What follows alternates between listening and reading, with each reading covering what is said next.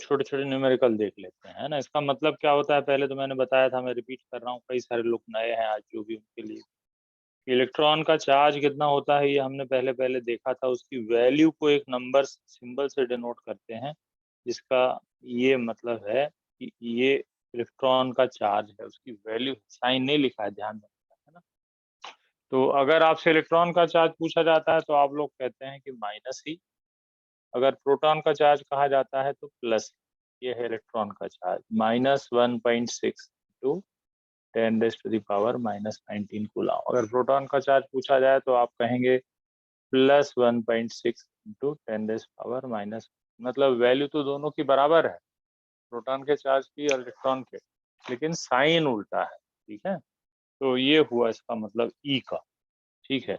अब यहाँ पे एनी का मतलब जो है उसका, उसको अपन समझते हैं कि जो चार्ज होगा, क्योंकि देखो चार्जिंग का कारण मेन क्या है, इलेक्ट्रॉन का आना जाना। तो जब एक इलेक्ट्रॉन जाएगा तो चार्ज कितना जाएगा, ई के बराबर। दो इलेक्ट्रॉन जाएंगे तो चार्ज कितना जाएगा, 2e के बराबर, दैट इज 3.2 इंटू 10⁻⁻19। तीन इलेक्ट्रॉन जाएंगे तो चार्ज होगा 4.8 इंटू 10⁻⁻19। मतलब जो भी चार्ज आ रहा है ऑब्जेक्ट पे या जा रहा है, वो इसका मल्टीपल है, किसका मल्टीपल है, ई की वैल्यू। यही स्टेटमेंट यहाँ पे दिया हुआ है ना। तो इसके बीच में कोई चार्ज नहीं आ सकता, जैसे मैंने आपको यहाँ पे बताया था, वो न्यूमेरिकल कर रहे थे तो आधे में छूट गया था कि चार्ज क्या इतना हो सकता है, 4 इंटू 10⁻⁻19 कूलम। क्या इतना चार्ज किसी पे हो सकता है क्या, तो ये अपन को देखना है, ठीक है। समझ गए क्वेश्चन क्या है, मैं क्वेश्चन लिख रहा हूँ। मान लो आपसे पूछा जाए, can we give 4 into 10⁻⁻19 coulomb charge to an object. ये एक छोटा सा क्वेश्चन है, मैक्सिमम 1 से 2 नंबर में जाएगा, इससे ज्यादा नहीं जाएगा, लेकिन समझ लोगे तो बहुत सरल। तो हम ये कह रहे हैं कि नहीं जाएगा। क्यों नहीं जाएगा, मैंने आपको रीजन पहले समझाया भी था, अब उसको हम लोग फॉर्मूले से करेंगे। पहले रीजन यहाँ से दिख रहा है कि चार्जिंग का कारण होता है इलेक्ट्रॉन का आना जाना। जब इलेक्ट्रॉन जाएगा तो इतना चार्ज लेके जाएगा, तो इतना हो सकता है चार्ज, इतना हो सकता है, इन दोनों के बीच में नहीं हो सकता। मतलब 1.6 से लेकर 3.2 के बीच के नंबर नहीं आए। सिमिलरली 3.2 से 4.8 के बीच का नंबर नहीं आए, जबकि 4 कहाँ पे आ रहा है, 3.2 और 4.8 के बीच में आ रहा है, मतलब ये चार्ज पॉसिबल नहीं है ना। तो मैंने आपको कल एक एग्जांपल दिया था इसका, मार्कर का। मैंने कहा था कि सपोज करो हमारे मार्कर की जो कॉस्ट है ना, वो मार्कर की कॉस्ट हमने बताया आपको कि 20 रुपीज है। तो अगर हम मार्कर खरीद रहे हैं या बेच रहे हैं, तो हमारे पास जो भी वैल्यू का ट्रांजैक्शन होगा वो 25 के मल्टीपल्स। तो कितना कितना हो सकता है, 25, 50, 75। कोई कह दे कि यार हमने मार्कर खरीदे और हमारा बिल 60 रुपए आया, नहीं ये पॉसिबल, क्योंकि ये नंबर इसकी लिस्ट में नहीं आ रहा है ना, इंटीग्रल मल्टीपल, तो इसके मल्टीपल्स में नहीं है, इसलिए ये पॉसिबल। बिल्कुल सेम लॉजिक पे यहाँ पे ये चीज अपन को समझना है कि क्या इतना चार्ज पॉसिबल है। तो इसका आंसर है नहीं, सिंपल। लेकिन कैसे करेंगे उसको अपन देखें, ठीक है। तो अब इसके लिए मान लेते हैं कि n इलेक्ट्रॉन है, q की वैल्यू वाला हमारे पास, ये फॉर्मूला हम लोग बार बार करते हैं क्वेश्चन में। तो q क्या होता है, चार्ज होता है, q है चार्ज, ठीक। नंबर ऑफ इलेक्ट्रॉन्स पता नहीं है कितने चले, ई की वैल्यू तो हमको पता है ना, ई की वैल्यू है 1.6 इंटू 10⁻⁻19, ठीक। अब हम इससे इसको सॉल्व करेंगे और देखते हैं क्या आ रहा है आंसर, ठीक। तो अब जो है यहाँ पे एन निकालना है, कितने इलेक्ट्रॉन का ट्रांसफर हुआ, तो क्यू की वैल्यू रख दी हमने 4 इंटू 10⁻⁻19 अपॉन 1.6 इंटू 10⁻⁻19, ये कैंसिल हो गया, 4 अपॉन 1.6, ये कितना हुआ, 40/16। 4 4 जार, 4 10 जार, फिर से 2 5 जार, 2 2 जार, 5/2 इलेक्ट्रॉन चले। तभी इतना चार्ज जाएगा। अब इलेक्ट्रॉन तो ऐसे कट के जाएगा नहीं, वो तो गिनती में ही जाएगा। तो because n should be an integer whole number, लेकिन यहाँ पे तो ये फ्रैक्शन में आ रहा है ना, तो इसलिए ये चार्ज पॉसिबल नहीं। क्या लिखेंगे हम? Here n is a fraction, है ना, n is a fraction which is not possible. n तो इंटीजर होना चाहिए, ठीक है। इस तरह से हम लोग उसको समझते हैं। तो ये ठीक है, इस तरह से क्लियर हुआ। अब हम लोग एक दो छोटे छोटे क्वेश्चन पुराने में दे रहा हूँ, है ना, इसमें से परीक्षा बोध है मेरे पास, अभी उसको तो मैं शेयर नहीं कर पा रहा है, लेकिन मैं बता देता हूँ। एक दो क्वेश्चंस हैं, उसको सब लोग देखेंगे। अब वो यहाँ पे मैंने परीक्षा बोध तो रखी है, वो दिख भी रही है ना। देखो जरा, पहला क्वेश्चन है ना, value of fundamental charge. Fundamental charge कितना होता है बेटा, कोई बताएगा? किसी को याद है? 1.6 into 10 raised to the power minus 19 coulomb. हाँ सही है बेटा, है ना। इलेक्ट्रॉन के चार्ज को ही फंडामेंटल चार्ज कहा जाता है। ठीक है, ये देखो ये पुराना क्वेश्चन है, ये परीक्षा बोध है मे बी 22 है। तो मैं दूसरी ढूंढता हूँ जिसमें मार्क ना कर रहा हूँ, इसमें तो मार्किंग कर दी है ना। चलो आज इसी को कर लेते, फिर कल निकालते। तो नेक्स्ट आते हैं हम लोग दूसरे question, the number of electrons in 1 coulomb charge. देखो जरा, ये भी रिपीटेड क्वेश्चन है। तो एक कूलम चार्ज में कितने इलेक्ट्रॉन होते हैं ना, ये सबको याद होना चाहिए। ठीक है, तो दिख रहा है क्या है आंसर इसका, मार्क किया हुआ है 6.25 इंटू 10⁻18। ये हमने कल किया था, ठीक है। ठीक है, next question, an object has -80 microcoulomb charge, what is the excess number of electrons. देखो ये क्वेश्चन करना है सभी को। देख लिया थर्ड क्वेश्चन, सब लोग नोट करो डाटा। चार्ज कितना है, Q दे रखा है, -80 माइक्रोकूलम। इसके ऊपर कितने इलेक्ट्रॉन एक्सेस में है या शॉर्टेज, ये भी ऑब्जेक्टिव क्वेश्चन है ना। तो डाटा नोट करो, मैं इसको सॉल्व करता हूँ व्हाइट बोर्ड पे फिर। तो पहले आपको नोट कर देता हूँ, आप उसको हिंट से समझिए, है ना। तो चार्ज दे रखा है एक ऑब्जेक्ट के ऊपर का, चार्ज कितना है, ऑब्जेक्ट के ऊपर का चार्ज है -80 माइक्रोकूलम। और कितने इलेक्ट्रॉन एक्सेस में है आपको ये पता करना है, ठीक है। तो इसको करिए बेटा सब लोग, कैसे करना है, फॉर्मूला ऑलरेडी आ गया, देख लिया सबने, है ना। अब आप इसको ट्राई करिए और फिर हमको बता करके। सब लोग करेंगे, जिसको भी नहीं आ रहा है तो ठीक है, फिर अपन देखेंगे, क्योंकि देखो अभी बीच में कई लोग लेट ज्वाइन किए हैं तो उनको थोड़ा परेशानी होगी, बाकी लोगों को तो आना चाहिए, है ना। यही फॉर्मूला लगेगा, देखो ये सामने क्वेश्चन लगा हुआ है, बिल्कुल वैसा ही है, आपको इसी तरीके से करना है, एन निकालना है ना। ये फॉर्मूला है, Q इक्वल टू एन, और Q पता है, E पता है, E तो स्टैंडर्ड है, एन आपको निकालना है, इसी मेथड से करेंगे। तो आप करिए, फिर अपन आगे बढ़ते हैं, है ना।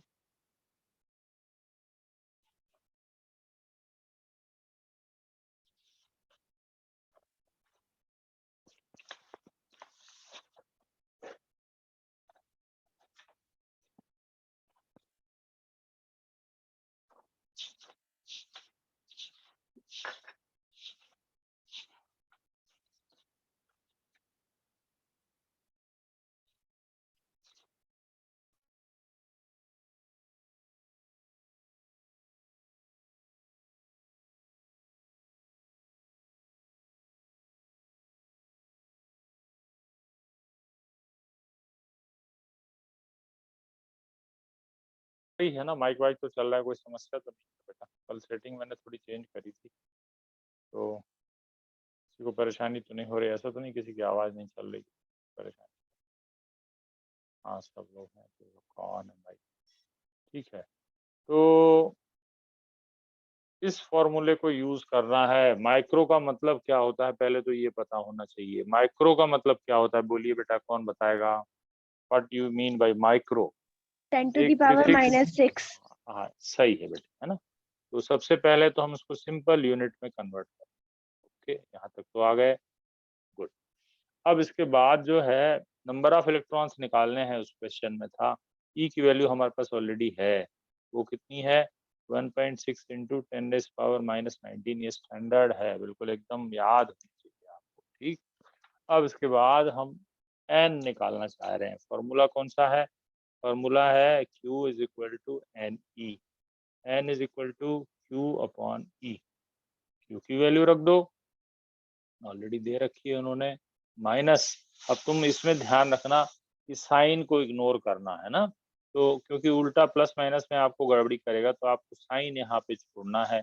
और कितना आ रहा है 80 इंटू 10⁻⁻6। ई की वैल्यू कितनी आ रही है? ई की वैल्यू है 1.6 इंटू 10⁻⁻19। अब इसको सॉल्व करना है, ठीक है। यहीं पे सब लोग घबरा रहे होंगे, बेसिक कैलकुलेशन है और कुछ नहीं। ठीक, सबसे पहले 10 की पावर को मैनेज करते हैं हम लोग। देखो जरा क्या हो रहा है, 80 अपॉन 1.6 10⁻⁻6। अब ये -19 को ऊपर ले लें तो क्या होगा, प्लस, तो जाके उसमें ऐड हो जाएगा। ठीक, अब ये क्या बना, ये बना 10⁻⁻6 प्लस 19, है ना। तो 10 की पावर हो गया, 19 में से 6 को घटा दो, 13 हो गया। ठीक, 10⁻13। 80 अपॉन 1.6 को सॉल्व करना है, इसमें से हटा देते हैं पॉइंट भी। अब देखो क्या हो रहा है, 8 0 1 0 और आ जाए, ये हो गया 16। ठीक, और साथ में ये भी लगा हुआ है, आप काट लो। 16 5 80, 50 इंटू 10⁻15। ठीक है, तो हमने इसको सॉल्व किया तो ये हो गया 5 इंटू 10⁻, कितना हो जाएगा, एक जीरो हटा दें, 5 वाला। 14। हाँ 14। ठीक, तो अब हम लोग उस क्वेश्चन को देख लेते हैं जो क्वेश्चन था। देखो बेटा, ये क्वेश्चन इस तरह से ऑब्जेक्टिव में आए हुए क्वेश्चन है, परीक्षा बोर्ड में भी दिया है और पहले तो कभी न कभी तो आया है ना। तो ये क्वेश्चन था क्वेश्चन नंबर 3, ध्यान से देखो। An object has -80 microcoulomb charge, what is the excess number of electrons? तो इसका आंसर हुआ सी, 5 इंटू 10⁻14 इलेक्ट्रॉन्स होना चाहिए। यहाँ पे ये मिस्टेक है ना, इसमें प्रिंट हो गया। तो कितने इलेक्ट्रॉन होने चाहिए, 5 इंटू 10⁻14 इलेक्ट्रॉन्स इसके ऊपर एक्सेस में रहेंगे। ठीक है, अब इसी की जगह अगर हम प्लस 80 माइक्रोकूलम चार्ज करते तो क्या अंतर आता? देखो ये चार्ज कितना है, -80 माइक्रो।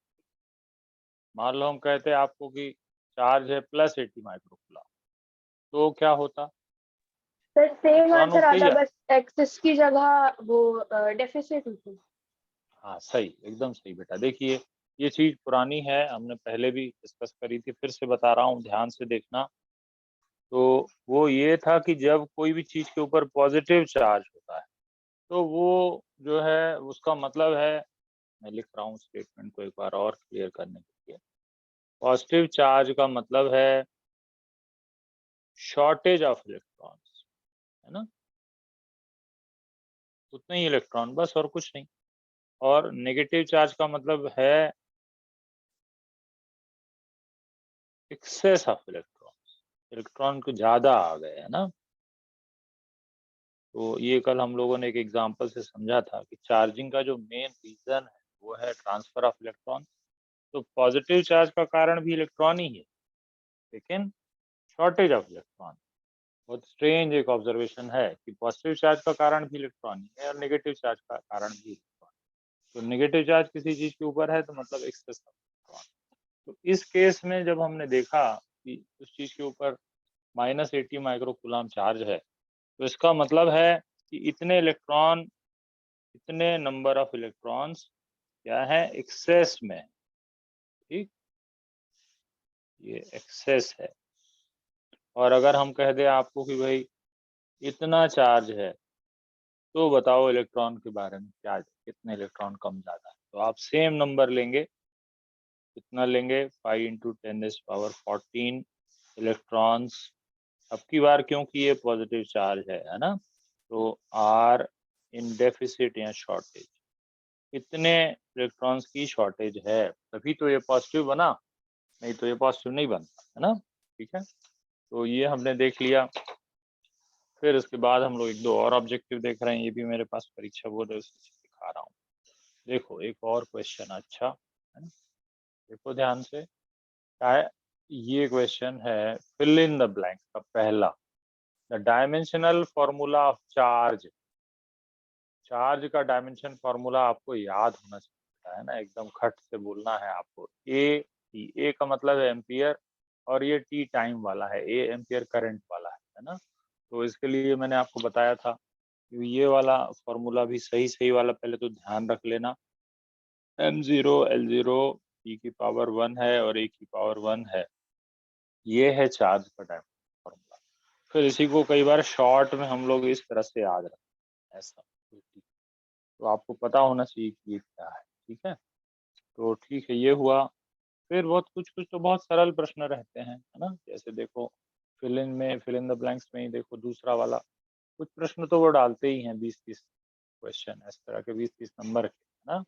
दूसरा क्वेश्चन, टू लाइक चार्जेस, बहुत इजी था ये, है ना, repel each other, two unlike charges attract each other, इस तरह से ये शुरुआत के क्वेश्चन थे जो मैंने आपको बताए हैं। फिर इसके बाद आता है अब एक और क्वेश्चन, इसी में से देख रहा हूं मैं। देखो आगे, है ना, right answer in one word, पहला वाला देखो क्या लिखा है। What type of charge gets accumulated in a glass rod rubbed with silk? ध्यान रखो, मैंने बताया था दो क्वेश्चन आ गए। पहला क्वेश्चन है कि जब एक ग्लास रॉड को सिल्क के साथ रब करते हैं तो उसके ऊपर कौन सा चार्ज है, किसी को याद है बेटा? When you positive are charge. rubbing, हाँ सही है बेटा। When you, ये क्वेश्चन आ चुका है पहले, है ना। ग्लास रॉड को जब हम सिल्क पे रब करते हैं तो ग्लास रॉड के ऊपर कौन सा चार्ज आता है। तो इसी का दूसरा भी क्वेश्चन दिया हुआ है कि प्लास्टिक या रबर को जब हम फर पे रब करते हैं, एक कपड़ा होता है इसको फर बोलते हैं, है ना। तो प्लास्टिक को जब हम फर पे रब करते हैं तो जो प्लास्टिक है उसके ऊपर कौन सा चार्ज आता है, ये याद होना चाहिए, आया हुआ क्वेश्चन है पुराना, है ना। क्या होता है मैंने बताया था, ये नेगेटिव चार्ज है, स्टैंडर्ड यही है दो। फिर उससे मिलते जुलते चार्ज जो है वो, ठीक है। तो ये हो गया। अब हम लोग जो है एक दो और छोटे छोटे क्वेश्चन देख लेते हैं ऑब्जेक्टिव जैसे। इसमें से 3-4 ऑब्जेक्टिव हो सकते हैं, वो तो हर साल ब्लूप्रिंट बदल रहे हैं तो कम से कम 2-3 तो रहेंगे ही रहेंगे छोटे ऑब्जेक्टिव, है ना। फिर अब हम लोग एक और कंजर्वेशन ऑफ चार्ज के छोटे छोटे क्वेश्चन देख लेते हैं, फिर आगे बढ़ते हैं। कंजर्वेशन ऑफ चार्ज क्या था, उसका कॉन्सेप्ट। चार्ज तो बना नहीं सकते हैं, है ना, उसको खत्म भी नहीं कर सकते हैं, और केवल ट्रांसफर कर सकते हैं, बस यही इसका कॉन्सेप्ट था। तो इसका स्टेटमेंट तो एक मैंने बताया जनरल वाला, it can neither be created nor be destroyed, है एक statement.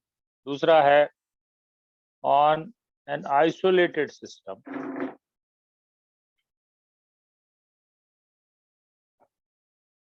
Total charge remains constant. इसको थोड़ा अभी अपन समझेंगे, बहुत सरल चीज है। कोई भी एक सिस्टम है ना, तो कैसा सिस्टम है, आइसोलेटेड, मतलब दूसरे चीजों से जुड़ा हुआ नहीं, नहीं तो फिर आदान प्रदान हो जाएगा किसी चीज का। तो उसके ऊपर जो जितना चार्ज है कांस्टेंट रहता है ना। अब जैसे एक उदाहरण से हम समझ रहे हैं, मान लो एक बहुत बड़ा हमारे पास ऑब्जेक्ट है, ठीक। हमने यहाँ पे थोड़ी देर पहले देखा, इसके एक किनारे में 5 कूलम चार्ज है। अब ये आइसोलेटेड सिस्टम है, किसी से जुड़ा हुआ नहीं है तार वार से, है ना। तो अब इसमें थोड़ी देर बाद हमने देखा किसी भी कारण से यहाँ पे +2 कूलम चार्ज है, तो बाकी कहीं इधर उधर हो गया, इधर भी होगा, है ना। तो आइसोलेटेड सिस्टम का मतलब कई बार ऐसा होता है कि ऐसा अलग है तो ये +3 कूलम चार्ज दूसरे तरफ चला गया, कैसे गया ये एक अलग विषय है, अपन देख सकते हैं। कई बार 2-3 ऑब्जेक्ट को मिला के भी एक सिस्टम बनाया जाता है, जैसे दो ऑब्जेक्ट इस तरह से हैं, गोले हैं, मान लो स्फेयर्स हैं, एक के ऊपर +3 कूलम चार्ज है, दूसरे के ऊपर +5 कूलम चार्ज। ये दोनों मिला के भी एक सिस्टम ले सकते हैं, है ना। उनको भले आप टच भी कर दो, कुछ भी कर दो, लेकिन ये सिंगल सिस्टम बना हुआ है, दूसरी कोई वायर नहीं।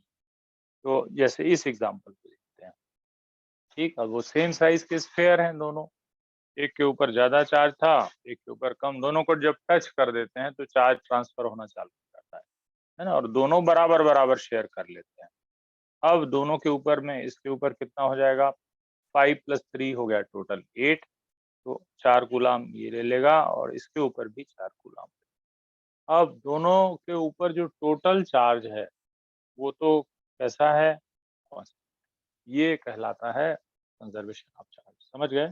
तो इसी को हम लोग जो है कंजर्वेशन ऑफ चार्ज नाम से जानते हैं। तो चार्ज की 3 प्रॉपर्टीज हमने शुरू में आपको बताई थी।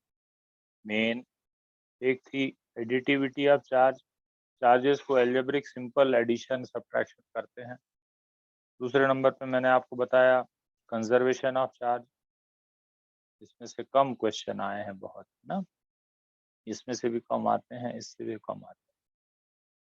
सबसे ज्यादा पूछा जाता है इस टॉपिक से, है ना, इस टॉपिक को बहुत अच्छे से समझ लेना चाहिए।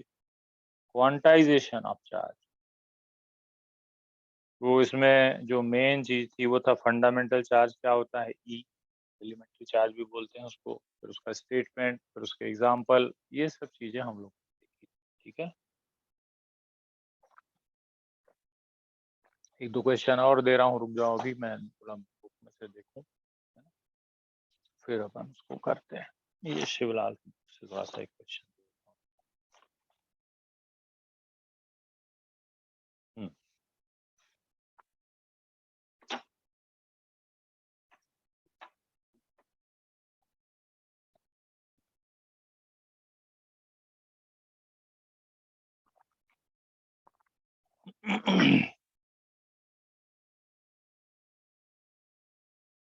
एक मिनट, शेयरिंग का बस यही ऑप्शन है हमारे पास। देखो एग्जाम्पल नंबर 2 जरा ध्यान से पढ़ो, है ना। एग्जाम्पल नंबर 2 क्या है बेटा, दिख रहा है?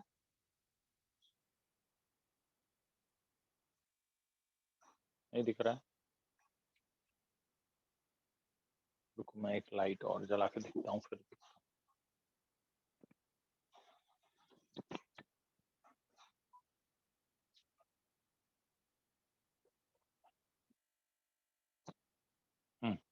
अब दिखेगा वो।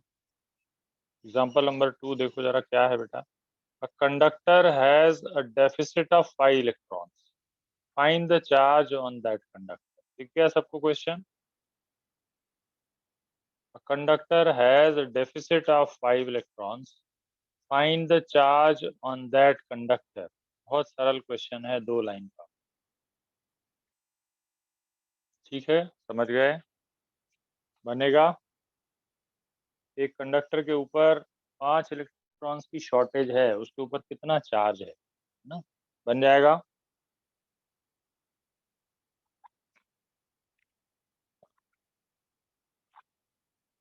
कोई भी नहीं कर रहा है, चार्ज आपको निकालना है बेटा, ये वाले फॉर्मूले से चार्ज निकलेगा। अब की बार नंबर ऑफ इलेक्ट्रॉन्स दिया हुआ है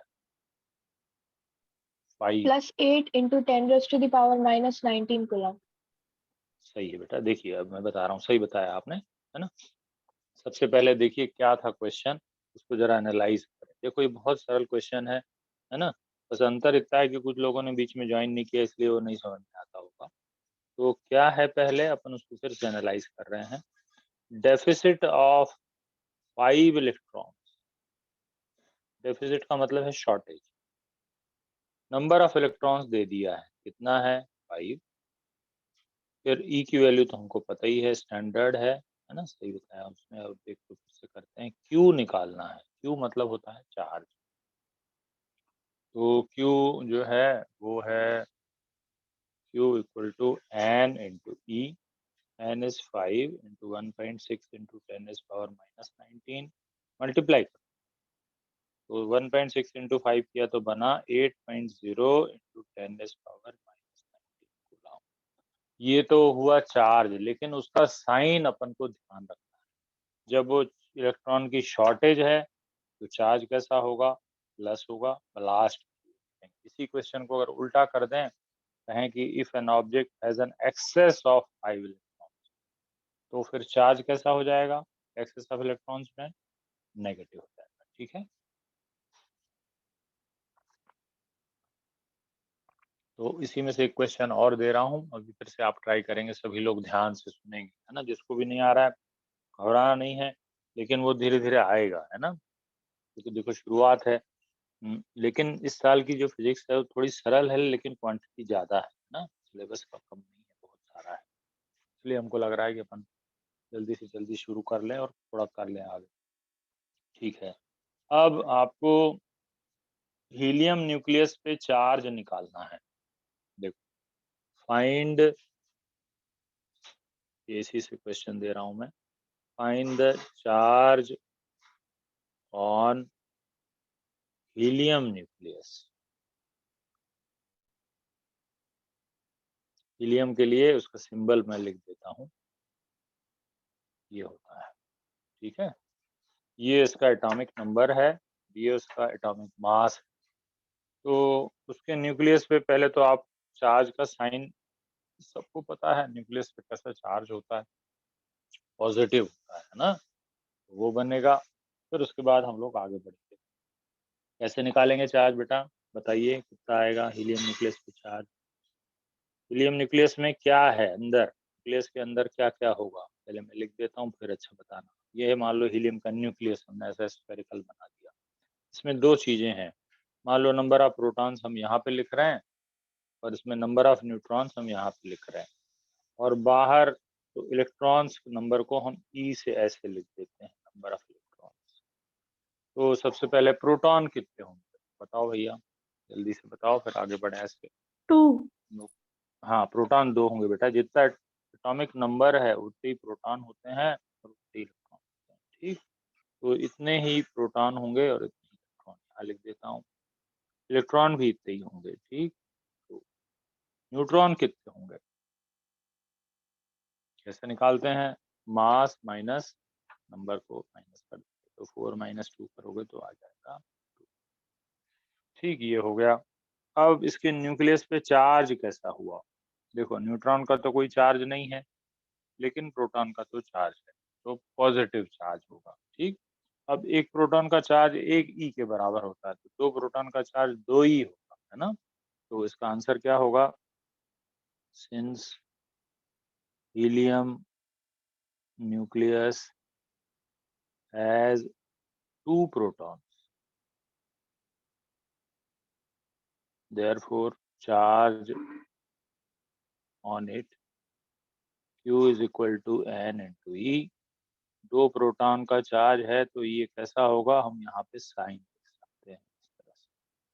इसकी वैल्यू निकालना है तो हम निकाल सकते हैं, और इसकी वैल्यू हुई इतनी। अब ये कूलाम में वैल्यू आई, तो इस तरह से हमने उसका चार्ज निकाल लिया। ठीक है, तो फिर अब इसके बाद आता है, ये क्वेश्चन हो गए। ठीक है, तो ये सब लोग थोड़ा देखना बेटा, बुक में पढ़ना, इस तरह के छोटे छोटे क्वेश्चन जो हैं वो बनेंगे। तो आज एक चीज, दो चीज और बता के फिर क्लोज करते हैं आगे की चीज, है ना। ये कॉन्सेप्ट हो गए। आगे की चीज एक है चार्जिंग मेथड्स, है ना। तो चार्जिंग मेथड्स के बारे में ऐसा डिटेल में लिखने की जरूरत नहीं पड़ती है हम लोग को, केवल उसमें क्वेश्चंस में उसका कॉन्सेप्ट यूज होता है ना। तो वो जो टर्मिनोलॉजी है वो यूज होगी, तो उसको ऐसे पूरा ऐसा सच याद नहीं करना रहता है। तो ये जो टॉपिक पढ़ रहे हैं उसका नाम है अभी चार्जिंग मेथड्स। तो 3 चार्जिंग मेथड्स होती हैं, किसी भी ऑब्जेक्ट को चार्ज करना है तो उसके लिए जो सबसे कॉमन मेथड है पुरानी वाली, है ना, वो क्या है, फ्रिक्शनल मेथड, रब करके हम उसको चार्ज कर सकते हैं। ठीक, दूसरा वाला कंडक्शन, वो टच करके किसी से भी, अभी अपन डिस्कस करते हैं। फिर आता है इंडक्शन, एक एक करके तीनों को समझते हैं, है ना। बस ये टर्मिनोलॉजी अच्छे से समझ लेना, ये मेथड कभी लिखने को नहीं आया तक। तो फ्रिक्शनल क्या है तुमको पता है, जैसे ग्लास रॉड को सिर्फ से रब करें तो वो चार्ज हो जाएगी, तो एक चार्जिंग मेथड फ्रिक्शनल हो गई, रब करना फ्रिक्शन की हेल्प से। तो होता क्या है, क्यों होता है चार्जिंग, जब हम ग्लास रॉड को सिल्क पे रब करते हैं, ये है मान लो सिल्क और ये है ग्लास रॉड, तो जब हमने अपने कॉम्ब को भी जैसे बालों में रब करते हैं तो चार्ज हो जाता है, इसी तरह से ये भी चार्ज हो जाएंगे। क्यों चार्ज हो रहे हैं, कोई बताएगा आंसर इसका? ये क्यों चार्ज हो गए बेटा, अपन ने डिस्कस किया है ना। चार्जिंग का रीजन क्या होता है, याद करो हमने बताया था, कॉज ऑफ चार्ज। ये चीज किसके ऊपर चार्ज कौन सा है? हाँ बेटा सही बताया, इसके ऊपर चार्ज कौन सा आया? प्लस। क्यों आया? क्योंकि यहाँ से कुछ इलेक्ट्रॉन निकल के यहाँ चले गए, तो ये हो गया पॉजिटिवली चार्ज, ये कैसा हो गया? चार्ज। तो फ्रिक्शनल इलेक्ट्रिसिटी अपन को लग रहा है कि रब करने से क्या हुआ, बेसिकली कहीं पे भी चार्जिंग का रीजन तो एक ही है ना, वो क्या है? Transfer of electron. तो जहाँ से इलेक्ट्रॉन निकल गए वो चीज पॉजिटिवली चार्ज हो गई, और जिसके ऊपर चले गए वो नेगेटिवली चार्ज हो गई। ठीक, तो ये हुआ पहली मेथड। दूसरे नंबर की जो मेथड है ना वो क्या है? Conduction method. ये क्या होता है कि मान लो हमारे पास एक छोटा सा ऑब्जेक्ट है, मेटल का स्फीयर है, इसके ऊपर 5 कूलम चार्ज था, 6 कूलम चार्ज था। बगल में एक और सिंपल स्फीयर रखा हुआ है, इसके ऊपर कोई भी चार्ज नहीं। तो जब इन दोनों इसको इसके कांटेक्ट में लाएंगे तो चार्ज यहाँ से आगे इस तरफ आने लगता है कंडक्शन से। तो कंडक्शन मतलब कांटेक्ट में लाएंगे तो उधर पास होने लगेगा चार्ज, है ना। तो ये दोनों में बराबर बराबर आ जाएगा। अगर चार्जेस दोनों स्फीयर की साइज सेम है तो वो सेम होता है। हाँ, अगर साइज अलग अलग होगा तो फिर अलग। ठीक है, तो वो एक अलग पोर्शन बनता है, उसको अपन जस्ट समझे कि अभी तो दोनों में बराबर बराबर। जब दोनों को कांटेक्ट में लाएंगे तो चार्ज का ट्रांसफर होगा। जिस किस मेथड से होगा? कंडक्शन से होगा। Charge will conduct from that charge sphere to the uncharged sphere and equally shared by. तो दोनों के ऊपर जो चार्ज हो जाएगा ना वो कितना हो जाएगा? 3-3 कूलम हो जाएगा आपकी बार। ठीक, इसके ऊपर भी 3 कूलम और इसके ऊपर भी 3 कूलम। टच किया फिर अलग कर दिया, अब दोनों के ऊपर बराबर चार्ज हो गया। ठीक, तो ये हुआ इंडक्शन। अब आते हैं तीसरी वाली मेथड। तो इसमें क्या होता है कि मान लो हमारे पास एक इस तरह का ऑब्जेक्ट है जिसके ऊपर पॉजिटिव चार्ज। ठीक, बगल में थोड़ी दूर पे एक सिंपल स्फीयर रखा हुआ है, इसमें एक भी चार्ज है। तो जब इसको इसके पास लेके आते हैं तो क्या होता है कि ये पॉजिटिव चार्ज जो अभी टच नहीं किया है, ध्यान देना है ना। तो ये पॉजिटिव चार्ज से होता क्या है, इसके ऊपर के जो फ्री इलेक्ट्रॉन्स हैं वो इधर आके इस तरफ इकट्ठे हो जाते हैं, और ये फ्री इलेक्ट्रॉन इधर है तो दूसरा एंड कैसा? उल्टा चार्ज। इसको हम इंडक्शन कहते हैं, है ना। इंडक्शन क्या हुआ कि जब एक चार्ज ऑब्जेक्ट के पास में एक अनचार्ज ऑब्जेक्ट लेके आते हैं तो वो ऑब्जेक्ट टेम्पररीली चार्ज हो जाता है। होगा क्या, जैसे इसको तुम हटाओगे तो ये वापस फिर दोनों मिक्स हो जाए, क्योंकि ये पास में आया तो इसके नेगेटिव चीजों को उसने अट्रैक्ट कर लिया। नेगेटिव चीज मतलब मोस्टली इलेक्ट्रॉन्स। तो इलेक्ट्रॉन्स को उसने अट्रैक्ट कर लिया और बाकी इधर उल्टा हो गया। 3 अगर इलेक्ट्रॉन इधर आए तो 3 ही इधर माइनस में, तो इस तरफ 3 प्लस में। तो हुआ क्या, एक चार्ज ऑब्जेक्ट के पास में एक अनचार्ज ऑब्जेक्ट जब भी लाते हैं तो वो टेम्परेरीली चार्ज हो जाता है, और इस मेथड को हम क्या कहते हैं? इंडक्शन, है ना। ठीक है बेटा, आवाज आवाज आ रही है? अंजलि को कुछ परेशानी तो नहीं है? अंजलि ऐसे हाथ उठा के देखो, शौक हो रहा है ना। अंजलि को आवाज आ रही है? अंजलि की कुछ समस्या है? अंजलि, अंजलि की आवाज तो चल रही। अंजलि दो दो क्यों है बेटे? एक अंजलि और है।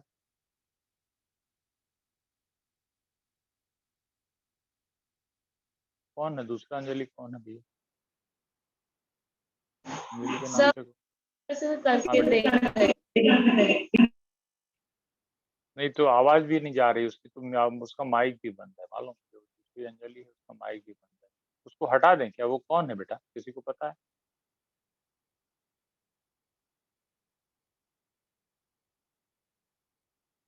अच्छा, एक जन गया, दोनों में से एक। एक तो माइक ही नहीं चल रहा है, एक अंजलि का माइक चल रहा है, वीडियो नहीं चल रहा। अच्छा, ठीक है कोई बात नहीं। तो ठीक है बेटा, चलो अब हम लोग जो है इंडक्शन समझ गए। क्या है इंडक्शन? बोलो जरा कोई एक जन, what do you mean by induction? कोई बताएगा इंडक्शन क्या है? एक जन कोई भी ट्राई करो। When a anyone? charged conductor is brought near an uncharged conductor, then हाँ, that ठीक है, सही uncharged है। conductor is charged for the amount of temporary, time in which it temporary. is temporarily हाँ, charged. हाँ, charge है। This is called induction, है ना? इसके लिए एक हिंदी हिंदी में एक वर्ड यूज़ करते हैं बेटा, वो बहुत अच्छा है।